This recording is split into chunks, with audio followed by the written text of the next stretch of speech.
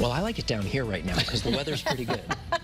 For many reasons, Yeah. we like it down here. Yeah, a warm day and a little muggier than yesterday. Tomorrow's going to be downright humid, but it's also going to be a bit unsettled. We've got 2 rounds of rain that we're tracking. The first one will have an impact on the morning commute tomorrow. Checking out First Alert Futurecast, that is in association with this warm front that brings those higher dew point values.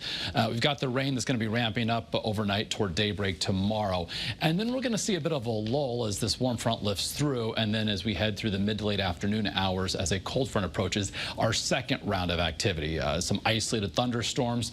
Those could be on the stronger side. We're going to be watching them for perhaps additional heavy rain and some gusty wind. But with the round of rain tomorrow morning that could be heavy, we've been upgraded again. We've been wavering back and forth. Yesterday, no longer in the excessive rain outlook. Today, we're back in it, up to that level 1. So some low-wind flooding concerns where we see some heavier rain, especially under any thunderstorms that develop. And you can see between, say, now and tomorrow evening, we could see ½ an inch to an inch of rain and perhaps some locally higher amounts, especially if we get a thunderstorm or two that develops and moves across Connecticut. In the meantime, right now, we're dry, we're warm. We've got temperatures as warm as 84 at Windsor Locks, 81 Putnam, 78 in Torrington, also in Meriden, and from 70 in Groton to 78 for New Haven. So winds are out of the south right now, 5 to 15 miles an hour, bringing in that muggier air. Dew point values up compared to this time yesterday at between, say, 60 and 65. Our ICAM view from Waterbury showing a blend of sun and clouds, 75 in the Brass City, and looking live from Mystic,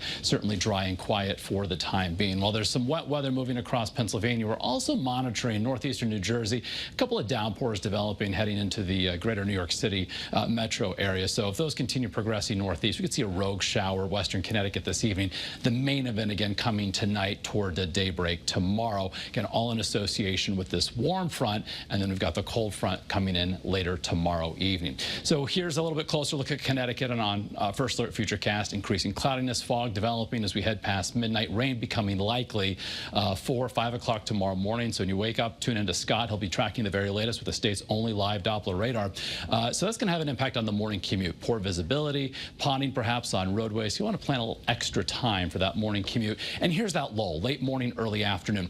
And any clearing, any therefore sunshine we see, could help to further destabilize the atmosphere for this next round coming late afternoon in time for the evening commute. Some isolated thunderstorms pushing across southern New England. So with regard to the severe threat, that level 1 risk comes up basically to the 91 corridor. So you're going to be watching storms to our west develop and then head into Connecticut. Temps tomorrow, low and mid 70s along the shoreline.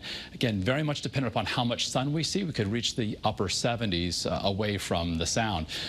Here's First Alert Futurecast for Friday. A mostly sunny day as we head through the afternoon. Some lingering instability, so aloft with the daytime heating, some spotty showers could develop. But most of the state remains dry. That will also be the case for Saturday, but we're going to end the week on a warm note. Highs on Friday in the lower 80s with lower humidity. 77 our forecast high for Saturday. Primarily dry. Again, maybe an isolated shower. The shower chance on Sunday now looks to come in the morning. Some partial clearing thereafter. Mid 70s as well. And then a shower can't be ruled out perhaps on Monday.